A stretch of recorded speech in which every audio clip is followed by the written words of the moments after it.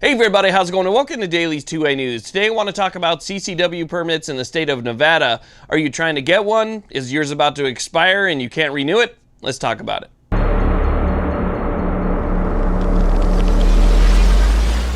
Now, with everything going on across the country right now, like people losing their jobs, being forced to self-quarantine, social distancing, law enforcement being spread thin in certain areas, CCWs have been kind of put on the back burner for some reason. They're up in the air in a lot of different states. You have some states which are no longer going to be issuing CCWs, at least for the time being. So until further notice, nobody's able to get their permit. You have other states that are really stepping up to the game. You have Arizona, which has constitutional carry. You have Idaho, which already had constitutional carry, but now they've extended their constitutional carry to anybody that's visiting the state. So if you happen to be up in Idaho and you're, let's say, a California resident, you can carry through constitutional carry in Idaho. So there's some states that are stepping up and there's some states that are falling completely behind the game.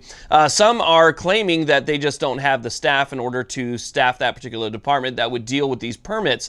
Well, in Nevada, you have 17 different county sheriffs that have gotten together and they have decided to extend CCW permits to those people who have permits that might be expiring after March of 2020, so March 12th of 2020. So what they're doing is they're going to be giving a 120-day extension to those people who have permits that are expiring in Nevada. So you have a Nevada CCW. It's going to be expiring on or after March 12th of 2020. If between March 12th of 2020 and I believe it's July 15th of 2020, if it expires in that time period, they're going to go ahead and consider those permits valid. So right now in Nevada, it's kind of difficult because due to social distancing, they're not allowing CCW classes to take place. So for those people that are trying to get permits, it can be extremely tough. Maybe if you know somebody that you can train with individually, I'm not sure if they would allow that since it's just a one-on-one basis and you can still keep the social distancing aspect into it.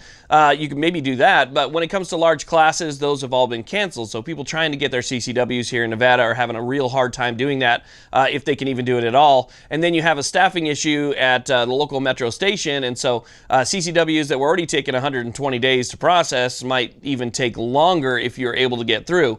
So you have already some issues with CCW here in Nevada. With that being said, people that have to renew their CCW in Nevada still have to go through the class. And when they go through the class, they still have to go back down to metros, at least in Las Vegas.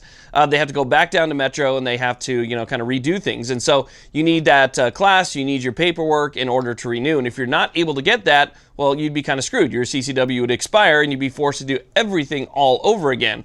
So the nice thing about it is with this extension, at least, it allows you to just keep your permit, keep the one that expires, let's say March 15th. And even though it's expired on that date, law enforcement will still recognize it until July 15th. Now, even though there's good and bad in that story, obviously bad that new people can't get CCWs right now, or at least having a hard time doing that, and then good because you have people who already have CCWs that are going to be extended 120 days.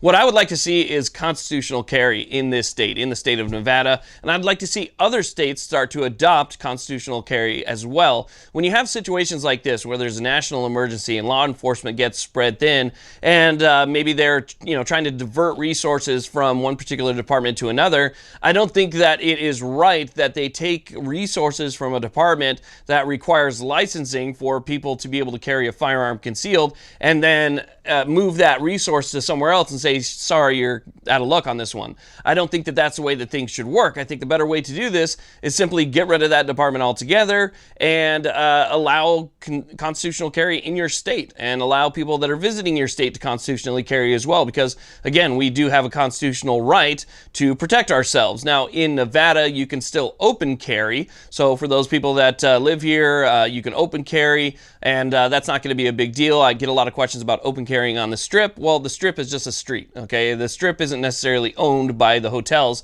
The Strip itself and the sidewalks on it are public access, and so, yes, you can open carry on the street. So if you're not able to get a concealed carry permit right now, that's what I would suggest you do. If you live in the state of Nevada or any other state where the concealed carry process has been been stopped or delayed, and open carry is something that you can do, then I would do it. One thing to consider, I think I have one laying around here. One thing to consider though, if you are going to open carry, get a holster that has some type of locking retention. Don't just get a regular Kydex holster or a leather holster or something like that. Get something that has a lock mechanism on it just to make things a little bit more safe. So we have this Safariland ALS right here. This is a Shadow Systems MR920, which has similar dimensions to a Glock 19, and so it'll fit in this Safariland holster. But that means that somebody that comes up or runs up behind you or something, just tries to grab the gun, is not going to be able to strip it out of this holster without first activating that thumb button. It just gives you a little bit of extra time to be able to knock them out of the way and rotate away and be able to draw your firearm, because somebody's trying to take your gun is definitely a threat. But I wouldn't walk around with just a standard leather holster, a standard Kydex holster. Get something that locks, whatever you can find at this point, to be honest with you. But I'd like to see constitutional carry happen in more states. I'd like to see it in all the states, obviously. But states that are a little bit more friendly to the Second Amendment, if you're already friendly to the Second Amendment, you might as well let people have their rights and carry. So I would start writing people in your state legislator, and let them know, hey, you know, I can't get a permit. I want to be able to carry. There's other people that are carrying around me, and I want the same right that they have.